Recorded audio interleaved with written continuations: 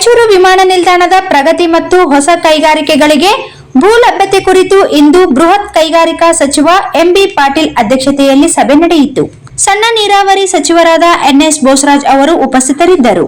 ರಾಯಚೂರು ಜಿಲ್ಲಾಧಿಕಾರಿ ನಿತೀಶ್ ಕೆ ಮತ್ತು ಎಸ್ ಕಮಲ್ ಕುಮಾರ್ ಅಧ್ಯಕ್ಷರು, ರಾಯಚೂರು ಜಿಲ್ಲಾ ವಾಣಿಜ್ಯ ಮತ್ತು ಕೈಗಾರಿಕಾ ಮಂಡಳಿ ಅಧ್ಯಕ್ಷರಾದ ಕೆ ಕಮಲ್ ಕುಮಾರ್ ಜೈನ್, ಜಂಟಿ ಕಾರ್ಯದರ್ಶಿ ಲಕ್ಷ್ಮೀ ರೆಡ್ಡಿ, ಜಿಲ್ಲಾ ಕೈಗಾರಿಕಾ ಕೇಂದ್ರದ ಜಂಟಿ ನಿರ್ದೇಶಕರಾದ ಬಸವರಾಜ್ ಮತ್ತು ರವಿ ಬೋಸರಾಜ್ ಯುವ ಮುಖಂಡರು ಭಾಗವಹಿಸಿದ್ದರು. ಸಭೆಯು ಇಂದು ಬೆಂಗಳೂರಿನ ವಿಧಾನಸೌಧದ 3ನೇ ಮಹಡಿಯಲ್ಲಿರುವ ಕೊಠಡಿ ಸಂಖ್ಯೆ 344ರಲ್ಲಿ ನಡೆಯಿತು. ಸಚಿವರು ಈ ಕೆಳಗಿನವುಗಳನ್ನು ತ್ವರಿತಗೊಳಿಸಲು ನಿರ್ದೇಶನಗಳನ್ನು ನೀಡಿದರು. ವಿಮಾನ ನಿಲ್ದಾಣ ಅಭಿವೃದ್ಧಿ, ಹೊಸ ಕೈಗಾರಿಕೆಗಳಿಗೆ ಭೂ ಸ್ವಾಧೀನ ಮತ್ತು ಕೈಗಾರಿಕಾ ವಿನ್ಯಾಸದಲ್ಲಿ ವಸತಿಗಳ ಆನ್ಲೈನ್ ಮಾರಾಟ ನಡೆಸಲು ಸೂಚಿಸಿದರು ಎಂದು ಜಿಲ್ಲಾ ವಾಣಿಜ್ಯ ಮತ್ತು ಕೈಗಾರಿಕಾ ಮಂಡಳಿಯ ಕಾರ್ಯದರ್ಶಿ ಜಂಬಣ್ಣ ಎಕ್ಲಾಸ್ಪುರ್ ತಿಳಿಸಿದ್ದಾರೆ.